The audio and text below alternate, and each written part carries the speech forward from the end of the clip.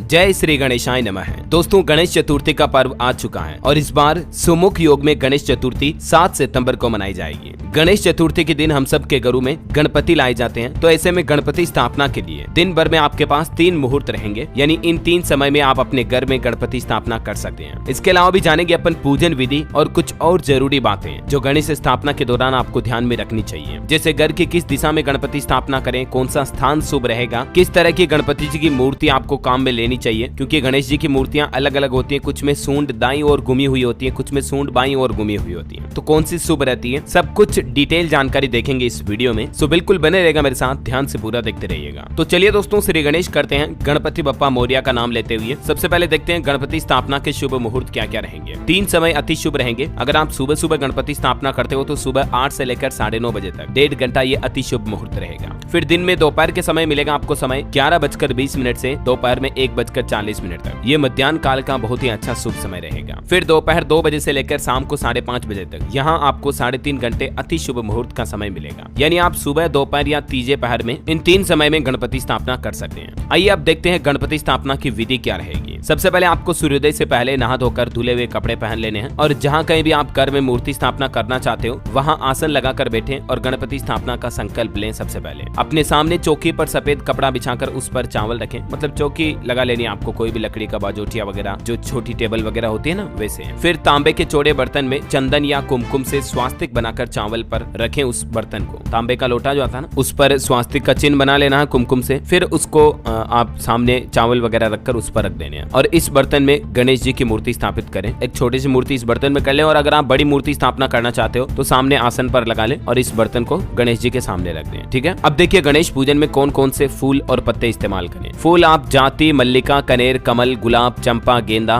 मोलसरी का यूज कर सकते हैं। और पत्ते अगर आप पौधों के पत्ते जो चढ़ाते हैं ना, इसमें दुर्वा घास सबसे शुभ रहती है। इसके अलावा सम्मी, धतूरा, कनेर, केला, बेर, मदार और बिल्व पत्र भी श्री गणेश को अर्पित कर सकते हैं, जो कि भगवान शिव शंकर भोलेनाथ को भी अर्पित किए जाते हैं, है ना। अब ये देख सकते हैं आप गणेश चतुर्थी पर सिद्धि विनायक की पूजा का विधान क्या रहेगा। वैसे भगवान गणेश की इस मूर्ति में दायां दांत टूटा और बायां वाला दांत पूरा रहता है, अक्सर आपने देखा होगा गणेश जी की मूर्ति में। ये कुछ विधि है पूजा की जिसके साथ आपको विधि विधान के साथ पूजा करनी है और पूजा विधि के कुछ ये स्टेप्स आप देख सकते हैं। सबसे पहले घी का दीपक जलाकर दूध और पंचामृत से भगवान श्री गणेश को स्नान करवाएं। फिर अष्टगंध और लाल चंदन से गणेश जी को तिलक लगाएं। फूल और बिलपत्र की माला पहनाएं। मिठाई का भोग लगाएं। फिर लौंग, इलायची, केसर, कपूर, सुपारी और कत्थे वाला पान चढ़ाएं। फिर आरती करें गणेश जी की। गणेश पूजा के दौरान दोस्तों इन बातों का अवश्य ध्यान रखें। गणपति को तुलसी न चढ़ाएं, तुलसी नहीं चढ़ाई जाती है। पूजा में नीले या काले रंग के कपड़े न पहने। दुर्वा और मोदक के बिना पूजा अधूरी मानी जाती है, तो दुर्वा घास जरूर इस्तेमाल करें। और एक बार गणपति जी की मूर्ति स्थापित करने के बाद उसे हिलाएं नहीं, उसे अकेला ना छोड़ें। उस पूजा स्थल का कमरा पूरी तरह से गेट बंद ना करें और अखंड ज्योति जलाएं जब तक, जो इन 10 दिनों तक गणपति जी का विसर्जन तक उत्सव चलेगा ना पूरा, इस 10 दिनों में आपको गणपति स्थापना के सामने अखंड ज्योति जलानी, यानी कि बिना बुझे दीपक जलाए रखना है। उसमें घी डालते रहे, तेल वगैरह जिससे भी आपने दीपक किया, सबसे बेहतर रहेगा अगर घी से किया तो। फिर गणेश जी के 3 मंत्र और उनका अर्थ भी ये स्क्रीन पर देख सकते हैं। वक्रतुंड महाकाय सूर्यकोटि समप्रभ निर्विघ्नं कुर्मे देव सर्वकार्येषु सर्वदा। ये मंत्र और इसका अर्थ क्या है ये भी आप देख सकते हैं। इसी तरह से ये 2 और मंत्र दिए हुए हैं। विघ्नेश्वराय वरदाय सुरप्रियाय लंबोदराय सकलाय जगद्वितयाय नागाननाथ श्रुति यज्ञ विभूषिताय गौरीसुताय गणनाथ नमो नमस्ते।